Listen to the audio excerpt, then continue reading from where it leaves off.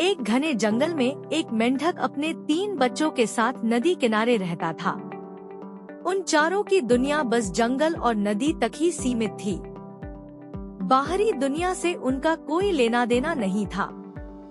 वहाँ उनका जीवन बहुत आराम से बीत रहा था। मेंढक हृष्ट-पुष्ट और आत्मविश्वास से भरा हुआ था। वह अपने बच्चों को हमेशा अपनी बहादुरी के किस्से सुनाता और उन्हें यही यकीन दिलाता कि वही दुनिया का सबसे विशाल और ताकतवर जीव है। बच्चे भी उसे आदर से सुनते और उसकी बातों पर विश्वास करते। एक दिन तीनों बच्चे जंगल में घूमते घूमते गांव के पास पहुंच गए।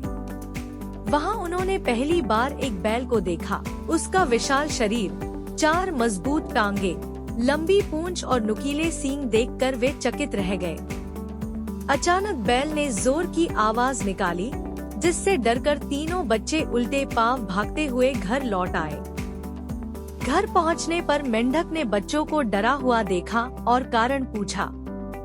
बच्चों ने बैल के बारे में विस्तार से बताया और कहा, पिताजी, हमें लगता है आप नहीं, वह बैल दुनिया का सबसे बड़ा जीव है।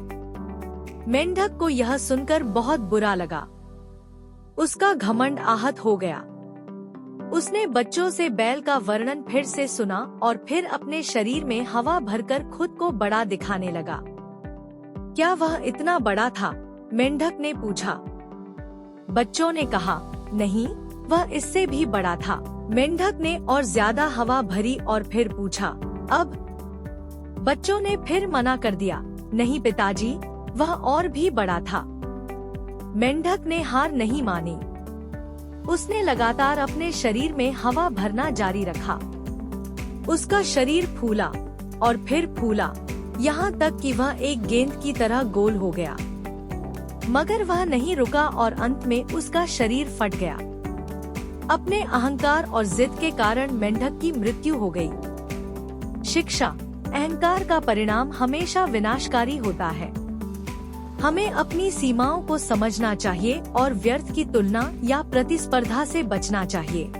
तो दोस्तों, ऐसे ही मोटिवेशनल कहानियाँ सुनने के लिए हमारे चैनल को सब्सक्राइब करना और अपने दोस्तों के साथ ज़्यादा से ज़्यादा शेयर करना। Thanks for watching.